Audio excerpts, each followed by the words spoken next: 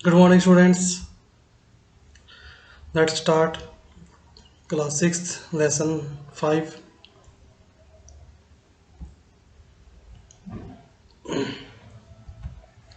अभी हमारा MS Excel का लेसन चल रहा था। ठीक है, तो हम इसी को पढ़ते हैं। फंक्शंस क्या होते हैं अभी? तो function is a predefined formula that perform calculation using specific values called in a particular order.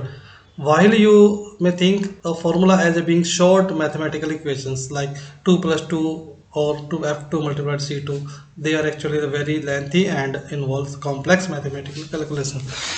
Function जो होते हैं एक प्री डिफाइंड फॉर्मूला होते हैं जिसको जो है ना कैलकुलेशन परफॉर्म करता है विशेष प्रकार की वैल्यूज के ऊपर। ठीक है, while you make think formula as being short mathematical equation, जबकि जो फॉर्मूला फंक्शंस हैं उसको हम एक छोटा सा फंक्शंस के मॉड्यूल के रूप में देख सकते हैं। ठीक है, जिसका कॉम्प्लेक्स कैलकुलेशन ऑटोमेटिक हो जाती है। For example, you could use an excel function called average to quickly find the average of range of numbers or some functions to find the sum of cells, है ना। Argument separative by semicolon. मान लो आपको एक साथ बहुत सारे बड़ी कैलकुलेशन का सम फाइंड करना है, एवरेज फाइंड करना है, तो आप छोटा सा सम लगाओगे, एंटर मारोगे तो आपका काम हो जाएगा। ठीक है, बहुत ही शॉर्टली। फिर कहते हैं पार्ट्स का फंक्शन क्या, each function has a specific order. प्रत्येक फंक्शन का एक विशेष प्रकार का ऑर्डर होता है जिसमें वो काम करता है, which must be strictly followed for the functions to be work correctly work करने के लिए उसको ऐसे बनाते हैं। अब कहते हैं syntax order. Function has its own syntax which specify how it must be done. सभी जो फॉर्मूलेज होते हैं उन सभी का एक क्या होता है, ऑर्डर होता है, जिसका सिंटैक्स होता है जिसमें उसको पर्टिकुलर लिखते हैं। अगर सिंटैक्स से लिखेंगे तो हमारा फॉर्मूला गलत हो जाएगा। द जनरल सिंटैक्स फंक्शन जो है वो हमेशा इक्वल टू साइन से स्टार्ट होता है। कोई भी फंक्शन आप स्टार्ट करो तो इक्वल टू से स्टार्ट होगा। ठीक है, और फॉलोड करेंगे उसको हम फंक्शन नेम से, उसके बाद उसका नाम आएगा, फिर ओपनिंग पैरेंथेसिस, एक ब्रैकेट खुलेगी जिसको पैरेंथेसिस बोलते हैं, फिर आर्गुमेंट्स डाले जाएंगे और क्लोज कर देंगे पैरेंथेसिस को, जिससे क्या होगा आपका फॉर्मूला फंक्शन बन जाएगा। An example, function with argument that at the range of cell A3 through A9, A3 से लेके A9 तक की जितने भी डाटा है वो सारा कैलकुलेट करके देगा। तो पहले इक्वल टू साइन आया, उसके बाद सम फंक्शन का नाम आया, फिर पैरेंथेसिस ओपन हुई और ये आर्ग्यूमेंट है A3 और कोलोन A9।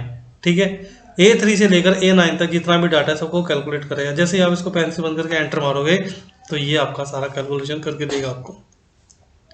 एन एग्जाम्पल और function which more than one argument, जिसमें एक से ज़्यादा आर्ग्यूमेंट होते हैं। देखो ये रहा सम A3 A9 और फिर B3 कोलन B9, यानी कि इसमें आपको A3 A9 का भी करेगा, B3 B5 का भी करेगा, और जैसे एंटर मारोगे आपका ऑटोमेटिकली वो निकाल कर ले आएगा।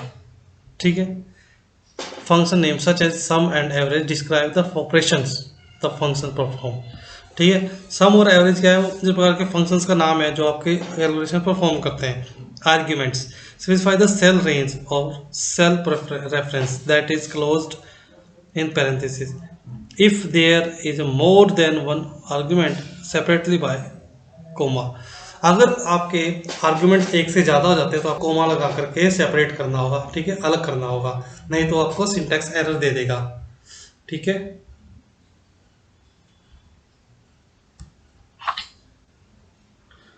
अब देखो कुछ बड़े बनाए इसके अंदर इनबिल्ट फंक्शंस हैं ready. Sum semicolon sorry summation at the range of the cell together, ये A2 से A20 तक की जैसे कर रहा है एग्जांपल में, सारे के आपको क्या करेगा, रेंज की सम करके दे देगा। एवरेज काउंट करने के काम आता है। देखो ऐसे लिखते हैं एवरेज B2 से B6।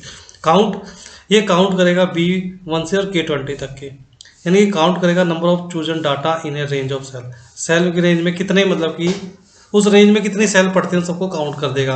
मैक्स, ये मैक्सिमम वैल्यू फाइंड करेगा, मिनिमम करेगा। स्क्वायर रूट, ये किसी भी नंबर का स्क्वायर रूट निकालेगा। SQRT लिखेंगे और नंबर SQRT लिख के उसका रोमन, ये रोमन में कन्वर्ट करता है किसी भी नंबर को। क्वोशंट, ये क्वोशंट फाइंड करता है। ठीक है, न्यूमरेटर और डिनोमिनेटर के फॉर्म में। मोड, ये आपको क्या देगा, नंबर और डिवीजर, यानी कि पहले नंबर लिखो फिर डिवीजर लिखो, है ना। जैसे मान लो 4 है, 4 तो आपका नंबर हो गया और 2 डिवीजन हो गया, तो इसका जो मोड आएगा वो कितना, 0 आएगा। पावर, ये पावर को कैलकुलेट करता है, पावर फंक्शन होता है ये, ठीक है। और उसके बाद round off the selected number और to the specified number of digits, ये राउंड ऑफ कर देता है नंबर ऑफ डिजिट तक।